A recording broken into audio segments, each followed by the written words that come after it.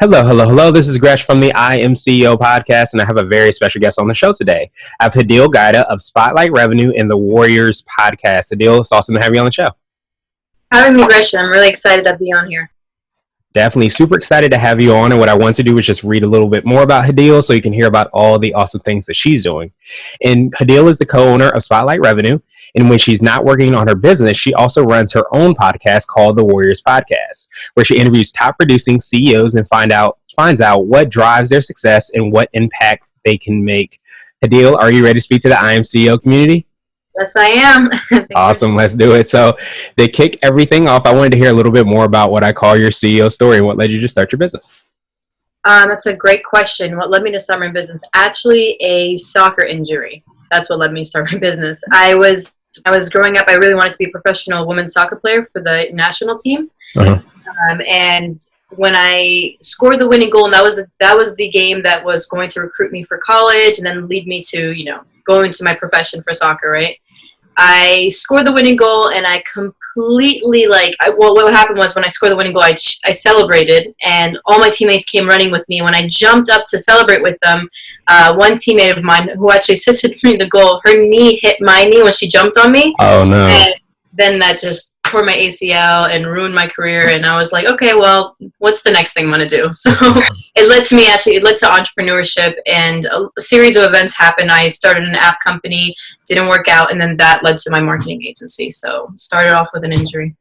I'm sorry to hear that. And it's funny enough, when I started my blog and all this stuff, I wasn't nearly as close as you were to getting college degree, but I was playing basketball and actually tore my Achilles tendon and laid me stuck in bed. And I was doing a bunch of stuff with the blog, but it was largely because of that, because I probably wouldn't have been able to sit still any other way. So hate when those things happen, but sometimes they happen for great reasons. Yeah, it's the worst feeling, but you know what? They're a blessing in disguise. So that's exactly. Exactly. So I wanted to drill a little bit deeper, hear a little bit more about what you're doing with your business and your podcast, of course. Yeah, of course. Yeah. So with my business, I mean, we focus mainly on, helping businesses grow their customer base and increase their sales revenue. A lot of marketing agencies either focus on branding or getting you more, followers, whatever it may be. There's always a different type of marketing specialty each agency does.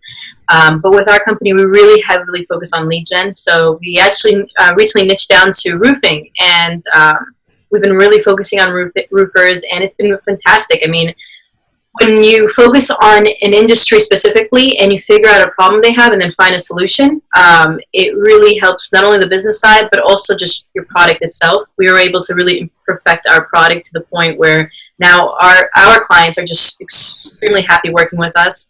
And you learn a lot. And obviously we provide other services for any other industry that comes our way, but roofing has been our sweet spot recently, and it's been a lot of fun learning about that industry and what goes down in the home improvement world. Alongside with that, we also asked about my podcast. The Warriorz Podcast actually has been one of the best networking for me. I love it so much because I get to meet not only CEOs, but I also get to meet leaders, any type of leader in any industry, whether it's for a nonprofit or maybe an organization they're trying to establish for building schools, or just any type of leader. Usually I get run into lately has been someone who's trying to tackle a world conflict and trying to find solutions for it, and it's been really cool. Meeting all these different phenomenal people. They have amazing stories, and the reason why it's called the Warriorz Podcast is because, well, I'm a huge Krav Maga. I do it a lot during the week. It's a type of self-defense. If no one knows what it is, it's an Israeli self-defense. It keeps me on my toes. Obviously self-defense, so it allows me to protect myself. And when you put yourself in something like that, and you're constantly getting beaten up, so it's not very it's not a very friendly sport, I guess. I wouldn't say sport, but martial arts, right? It's not very friendly. It makes you feel fearless. But ever since I started doing that, it's taught me what it truly means to be a warrior, right? My instructors are really adamant about, hey, listen, we're teaching you how to fight to kill, but you're not going to kill. That's just not allowed, We're teaching you how to fight. That may, if it does lead to that point, then you'll know how to protect yourself. But the whole point of all of this is just to hit and run and just go find help, because at the end of the day, killing is not the solution to any of your problems. And when I really started digging deep into it, and then spiritually and everything, I really realized what it means to be a true warrior and to fight and to and to fight for things for a good cause and a good reason. And so I called the podcast the Warriorz Podcast, and now I just interview a ton of warriors, and they tell me their story, which is phenomenal, and I get to share it with my viewers, and they get to learn something. It's something that means a lot to me, because I'm able to give back to the community in a way where it's not just giving them money or clothes, it's giving them an inspiration or an idea, a thought that allows them to achieve their own version of greatness. Absolutely. I love that. And I love, definitely the name of it, especially because I think a lot of times whenever you're training, whether it be like Krav Maga or anything, in business, whatever, you always want to have a more intense kind of training regimen so that it prepares you for whatever happens in life. So when you are able to prepare, like you said, if it comes to extreme situations where it is life or death, you're prepared for that. But even the smaller things, you're already prepared to be able to handle, just because, you've been through the most intense kind of training period, it sounds like. Yeah, it's 100%. I'm with you on that. It really puts you in a place that I don't know how to describe it. It's just that I'm with you 100% on everything you just said. Yes, but yeah, that makes perfect sense. And so now I wanted to ask you for what I call your secret sauce, and this could be for you or your organization. You might have already touched on this or your podcast, but what do you feel kind of sets you apart and makes you unique? Is kind of like your secret sauce? That's a good question. My super sauce. To be honest, it's something that everyone can have, but it's going to be different for everybody. So what I mean by that is that it's knowing who I am. Now, I may not know who I am fully to the most, right? I'm still learning. It's still a journey. But being able to constantly be aware of myself and what I like and what I dislike, what are my strengths and what are my weaknesses, and really focusing on that. I think that's my secret sauce, superpower in my business, in my life, in anything that I'm trying to achieve. Because what people fail to realize, and I was one of them, I would read a ton of self-help books all the time. Any spiritual thing, immersing myself in the faith, everything, right? And what I found to be true was that no one truly knows how to fix themselves if they don't know anything about themselves. You do so much research on how to be a better conversationalist, how to be happy, how to live a life of peace, all these things are how-tos, I call them. But what you fail to really research and study is yourself. How can you improve yourself if you don't even know yourself, right? And that requires sitting with yourself. That requires maybe stopping what you're doing sometimes and just like allowing yourself to have that time and moment. And then when you kind of have an idea, then you'll figure out your purpose through that, right? And then from there, I think personally that's the driver for most people. If you know who you are and you figure out your purpose in the process of that, and then going to the source, right? So I actually stopped reading a lot of self-help books. I call them self-help, but just books in general that are focusing on that side. And I actually started reading more philosophy and science, like physics. I've been immersing myself a lot in this because what I found, especially the greats like Albert Einstein, just all of them, like Plato, Hermes, like Aristotle, all these guys, they really understood how the world works and the universe and how it all started, and they really had a good understanding of science itself to then bring in philosophy and wisdom, right? And what's so beautiful about what they teach, or it's all facts, it's never really telling you what to do. It's really just questioning yourself. They really actually say a lot of questions. They put you in a place of questioning, right, and reflecting, and that's I think what's my superpower, my secret sauce, is because it's knowing who I am and putting the work to figuring that out, and then being able to say, okay, maybe now I'll learn how to be a better CEO, how to do this, how to do that, because it becomes easier because you know who you are, and it's and you can catch yourself in any way, if you're lying to yourself or you're not. So. That's very true and it's very powerful. Like you said, I love the fact that you said that in order to improve yourself, you have to know yourself. And we somehow always gloss over that part where we're actually understanding who we are, what we like, what we don't like, what we're good at, what we're not good at. And it never ever seems to be time where it's dedicated or there's a kind of point in your life where you're supposed to learn about yourself. You sometimes just have to create that space in order to do that. So it's great to hear you're doing that, and great to hear that you're kind of reminding us to do that as well too. Thank you. It's biggest. I don't want to say advice, 'cause I hate giving advice, but a suggestion or a tip is really just go to the main source, and that's yourself. You'll figure it out. You'll have all your answers. It's all there. Exactly. Everything you questioned has already been answered, and everything you've ever felt has already been felt. So just keep digging deeper and you'll figure it out. Exactly. Yeah, we're not the first to go through this thing called life. So often we can find and tap into a lot of people that have a lot of expertise in order to be successful in whatever shape or form we want to do that. So I appreciate you for sharing that with us. And I wanted to switch gears a little bit, and I wanted to ask you for what I call a CEO hack. And this might be an app, a book, or a habit that you have, but it's something that makes you more effective and efficient. Something like you said, a book, and what was it again? A book, app, or a habit. Okay. Oh, that's a really good question. It's actually my gratitude journal. Two things actually that really allows me to be the best CEO as I can be, right? It's my gratitude journal and my just journal in general, where I write down my thoughts or poetry. I really, I spend a lot of time writing poems because I have a hard time articulating myself. So if I'm here trying to write a journal, it's not work. But poems make it short and sweet, and it allows me to bring my creative brain out. A huge inspiration of that actually was Tupac, so I really like Tupac stuff. But my gratitude journal was the number one thing, I think, because it's so easy when you're a business owner to think of all the problems, and your mind's constantly running, and you're trying to think of solutions. You're always thinking, right? It drives you insane, and it's hard to sleep. And sometimes if anyone's like me, my dreams are intense, right? So it makes, even though I'm sleeping, I'm really not. And what I found as writing a gratitude journal actually has helped me a lot, because, and it's very simple. It's called the 5-Minute Journal. Anyone can get it online on Amazon.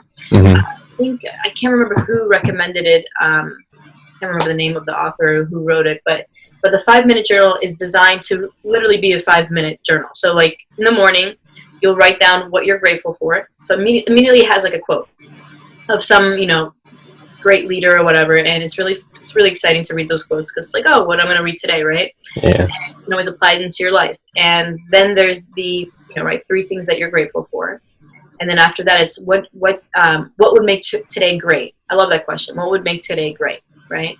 And so you write 2 things that would make today great, or 3 things, I think it was, and then it tells you who basically like the affirmations, right? I am blank, blank, blank, right? I am blank, blank, blank. So you write 2 things that you are, or want to become, but you say you are, right? And then in the night, it's a very short journal. It's a very short entry. You literally just write 3 amazing things that happened today, and what could you have done today that could have made it better, right? And so that's it. And it's nice because it puts me in a place of gratitude, and it reminds me what was good about the day versus bad, and it puts me to bed to think of, okay, tomorrow, what can I accomplish next? So it's my gratitude journal. I think it's very powerful. I think it could help people a lot. Nice. I definitely appreciate that. And I think that anytime, and I'm a real big, writer as well too. So I think that anytime you're able to express yourself and to get a lot of things out, because especially when you're running a business and and juggling a lot of things, there's always things coming and going, and there's always things that are moving. So to be able to take out and have that time to express yourself in a gratitude journal, or even in a journal itself, is definitely, a great hack. So I appreciate you for sharing that with us. Thank you. You're welcome. And now I wanted to ask you for what I call a CEO nugget. And you might have already touched on this, but this is a word of wisdom or piece of advice. Or if you can hop into a time machine, what would you tell your younger business self? Well, that's a good question. What would I tell my younger business self? I would tell myself just to listen to your intuition and yourself more. I think when you're young and you're hungry, you tend to want things to come fast. So therefore you tend to study people a lot, right? In the greats, that's what I did. Because I said, okay, I don't know how to get there, so let me study who's already done it. And I took it to the extreme as a kid. I would I even have them in my walls. I would research them, and I would try to do everything. I was trying to be someone I wasn't, basically. And I was trying every way to achieve it as fast as I can. But what I now know that I wish I knew back then is that it's going to take time. It's a journey. So I wish when I was younger, probably didn't go to college. I wish I didn't go to college. I wish I took bigger risks. Now, I'm only 24 now, so I'm taking as much risks as I can that I didn't do when I was 17, right? But if I could tell my younger self, it would be, hey, you know what you really want. Just go after it. Don't be afraid of it. Don't do something else because you think this is going to get you there faster. Do what you actually love and you're passionate about, and it will come. Just give it time. It will come. But as long as you're doing what you love and you're passionate about it, which everyone knows it, even though when they say they don't, they know it. Just takes a bit of time, right? And even if you don't know it, like, it's like flat out right there, clarity, right? Just do more towards it, and you'll figure it out what it actually is. So I think that's what I would tell myself. Nice. I definitely appreciate that. And I think it goes back to what you said kind of in the beginning, because I always say if you are running your own race, you'll never lose because it's your race. But a lot of times, because there's so much noise in this day and age, you're hearing you should be doing this or you should be doing that, or this is the way this person did X, Y, and Z, that sometimes you can kind of lose that quiet voice, that intuition that you spoke to, and maybe even having that dialed into who you are and what you're great at, and knowing yourself, like you touched on earlier. But I think when you are able to do that, then it's very hard to lose, to not be successful, because you are running your race, you're staying true to thyself. So exactly. And even Albert Einstein said it best. He was saying, like, I was reading one of his books, and a book about him, and he said sometimes it takes wasting time in order to achieve the whole equation, right, of success. Because you need to waste time, and what he means, and when I took it as wasting time, it's like try so many different things. Yeah. And people see it as wasting time. It's not. It's part of the equation. You need to go through that in order to figure it out. Exactly. It's part of that exploration period, and you figure out what you like or don't like by trying things, because it's sometimes, at least for me, very hard to know what I do like to do or not like to do without actually having done it. So once you do it, you realize you don't like it, then that's kind of like that exploration period that gets you closer to who you quote unquote should be. So definitely appreciate that perspective. And I wanted to ask you my absolute favorite question, which is the definition of what it means to be a CEO. And we're hoping to have different quote unquote CEOs on the show. So Hadil, what does being a CEO mean to you? What does it mean to be a CEO? It means to be someone who is open-minded, loving, and understanding of everyone around them in order to be influential. I think that's what a CEO is. Someone who truly is at internal peace with himself, and you don't find that in many CEOs, by the way. So someone who's successful, but truly, and what I mean by successful is that truly have internal peace within themselves and have no worries inside them that will stop them from being a great leader. Because what really means being a great leader is someone who can be loving, kind, and understanding of the people that are around them. And that's to me what truly a good leader and a CEO is, because that leads to greatness. Because not only are you leading a crowd of people, but you're also leading them with your heart, and that leads to great success, I think. Absolutely. And like, definitely been the theme of what we've been talking about is true to yourself. So it's whatever your heart shows. And a lot of times the more you rise up, or the more people you have that are in your ear, so to speak, whether that be shareholders, whatever, it's harder and harder to do that. So you have to have that internal peace and that measure by which you should, be successful. So definitely appreciate that definition. And what I wanted to do is pass you the mic, so to speak, just to see if there's anything additional you can let our readers and listeners know, and then of course how best they can get a hold of you and subscribe to your podcast. Yeah. So I mean, I'm trying to think what extra tips I can give them. For example, I mean, one thing I talked about is going to the source, right? So I would suggest, I don't want to recommend you any like technical books, because I just feel like it's not, you don't need it. You'll figure it out. Mm-hmm. But if you want to start small and you really want to immerse yourself in figuring out who you are, there's this book called 7 Basic Lessons of Physics. I think it was called, I have it here, I don't remember it, but maybe I'll give you the author's name so you can probably share with everyone. Okay. Also, there's another book that it's called The Perennial Philosophy. It's a heavy book, but it's a really good book. I think it goes down to the source and studying everything, and it gives you a different perspective.